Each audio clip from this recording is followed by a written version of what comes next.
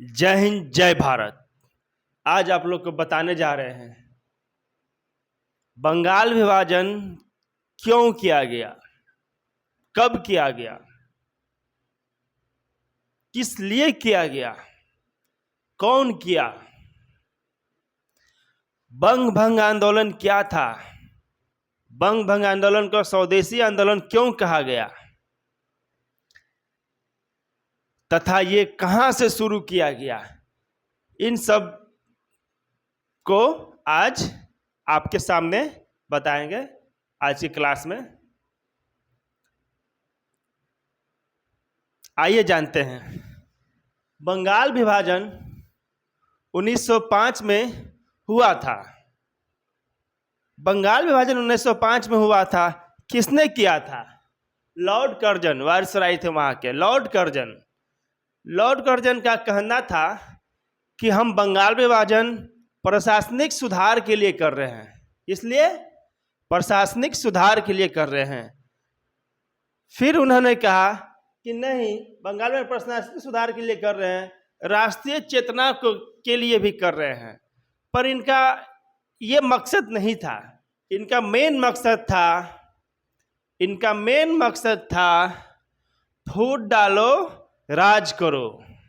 अंग्रेजों का एक ही फंडा रहा इंडिया में, हर जगह यही काम करते थे, फूट डालो राज करो।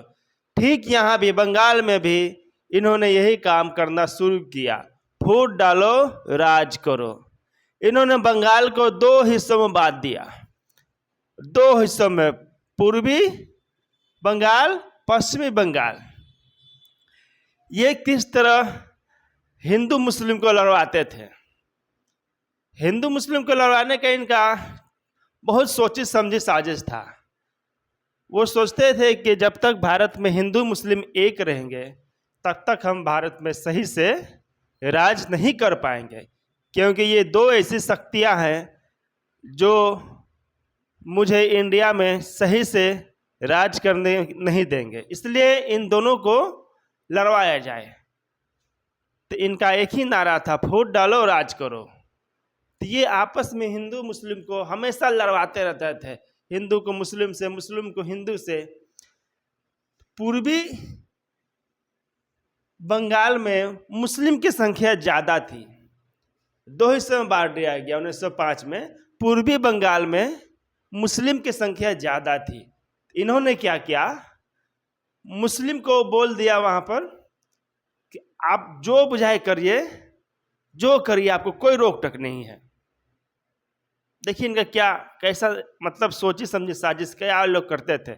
जहाँ मुस्लिम की संख्या ज़्यादा है वहाँ मुस्लिम को बोल दिया कि आप जो बुझाए जो करिए, हम आपको कुछ नहीं रोक टोक है, कोई रोक टोक नहीं है। जहाँ पर मुस्लिम की संख्या कम थी, हिंदू की संख्या ज़्यादा, पश्चिमी बंगाल में मुस्लिम की संख्या कम, हिंदू की संख्या ज़्यादा, तो वहाँ पर इन्होंने कहा, मुस्लिम से कहा कि हम आपके साथ हैं, आपके अन्याय के, आपके साथ जो भी अन्याय होगा उसके साथ हम खड़े हैं। मतलब कि हिंदू को मुस्लिम से, मुस्लिम की हिंदू से लड़ाने का ये सोची समझी बहुत बड़ी साजिश थी। और न तो क्या होता था, अभी भी है वही सब चल रहा है। हिंदू मुस्लिम को लड़ाना हो तो मस्जिद में सूअर का गोश्त फेंक दीजिए, मंदिर में गाय काट के फेंक दीजिए, लड़ जाता था। ठीक ऐसा ही उस समय अंग्रेजों के द्वारा किया जा रहा था। ये लोग आपस में खूब लड़ाई झगड़ा कुचा कुची चालू कर दिए। पर बंगाल शुरू से ही शिक्षित रहा है, यहाँ पर इतना मारकाट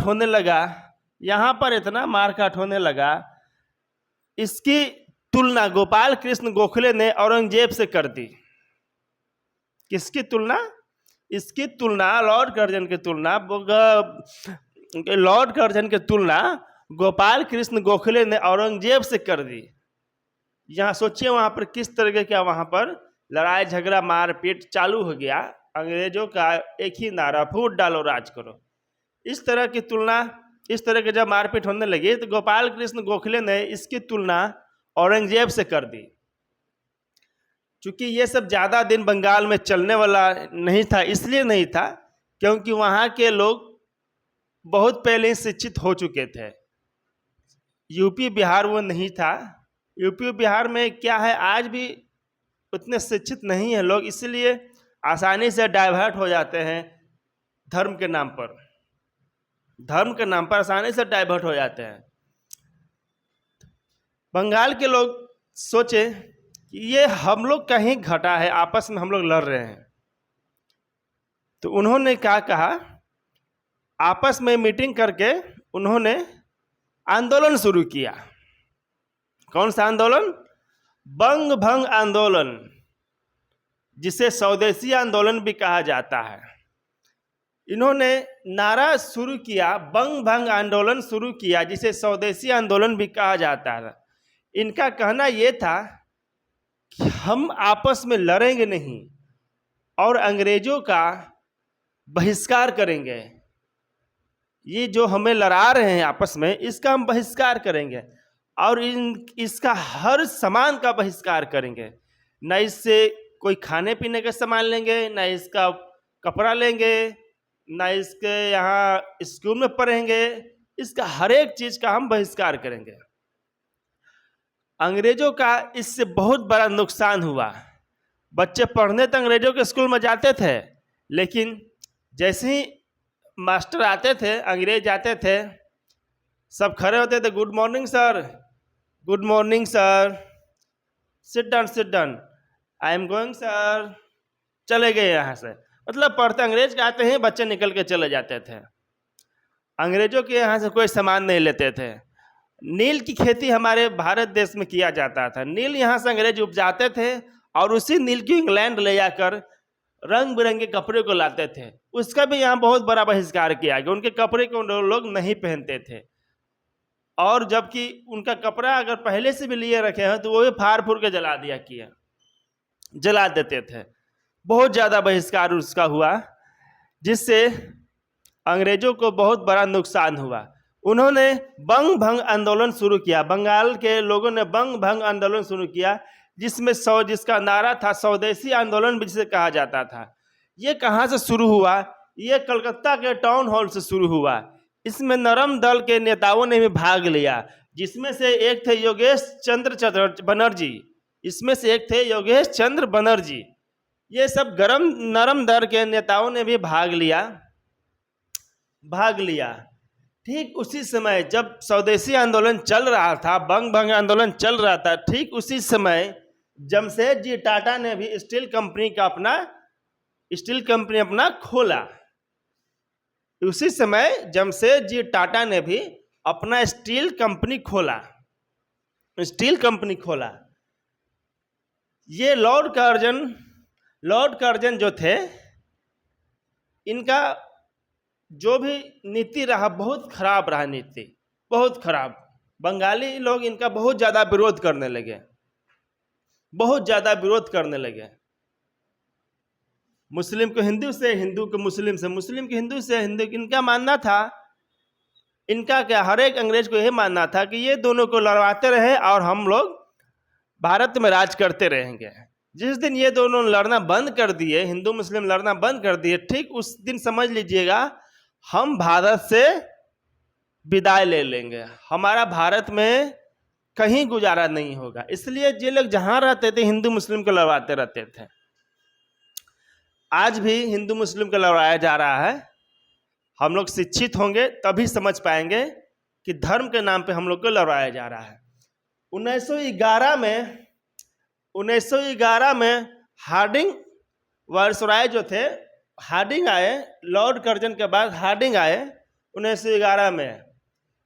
इन्होंने आते ही इन्होंने कहाँ आए थे? 1911 में दिल्ली आए। दिल्ली में एक दरबार आयोजित किया गया। मतलब इतना सारा, मतलब बंगाल में मतलब हो रहा था। ठीक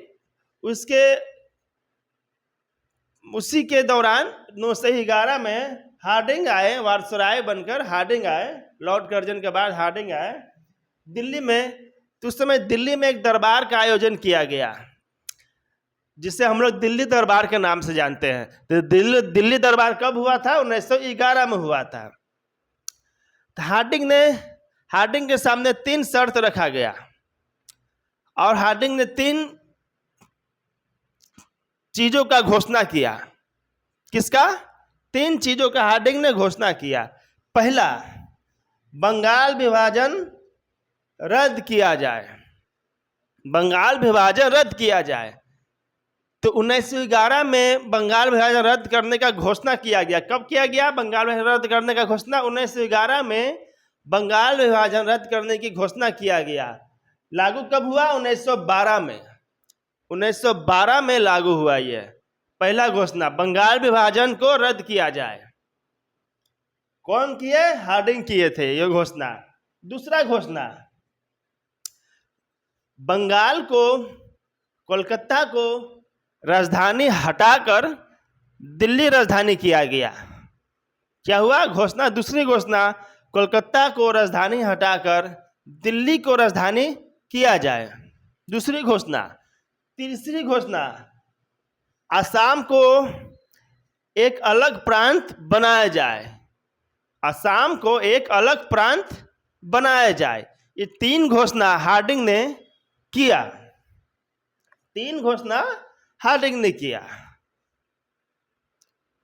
सोचिए, मतलब बंगाल में इस तरीके से बंग भंग आंदोलन, स्वदेशी आंदोलन मतलब हुआ कि मजबूरन इनको ये फैसला लेने पड़ा कि यहाँ से, बंगाल से राजधानी हटाकर, क्योंकि यहाँ पर कुछ होने वाला नहीं, हम लोग को यहाँ पर बहुत काफ़ी शिक्षित है, तो हम लोग वहीं पर हिंदू मुस्लिम को लड़ा सकते हैं जहाँ पर लोग शिक्षित नहीं हो। तो आज भी हम लोग समझदार बने, शिक्षित बने, ताकि हमें कोई आपस में लड़वा ना सके। वरना क्या होगा, आएंगे वोट के नाम पे और आपको हिंदू मुस्लिम करके चल जाएंगे। आप ताकते रह जाइएगा कि सही बात बोला, वो हमारा देवी देवता को वो ऐसे बोल रहा है, हमारा मस्जिद में वो ये कर रहा है, वो कर रहा है। हम लोग सब आपस में लड़ते रह जाएंगे। अब वोट लेने वाले चल जाएंगे, अपना राज करेंगे, वो अपना मस्ती में जिंदगी गुजारेंगे, हम लोग गरीबी में रह जाएंगे। तो ये विकास इस तरीके से नहीं होगा। हम लोग जब तक आपस में लड़ना बंद नहीं करेंगे, हिंदू मुस्लिम करना बंद नहीं करेंगे, कहीं से कुछ विकास होने वाला नहीं है। ये था आज का टॉपिक। बंगाल विभाजन 1905 में हुआ था। बंगाल विभाजन के बारे में कुछ जानकारी आगे भी आप लोग को बताते रहेंगे। मेरा चैनल ग्लोबल स्टडीज सद्दाम, आप लोग इसे लाइक करें, सब्सक्राइब करें, कमेंट करें। तब तक के लिए जय हिंद, जय भारत।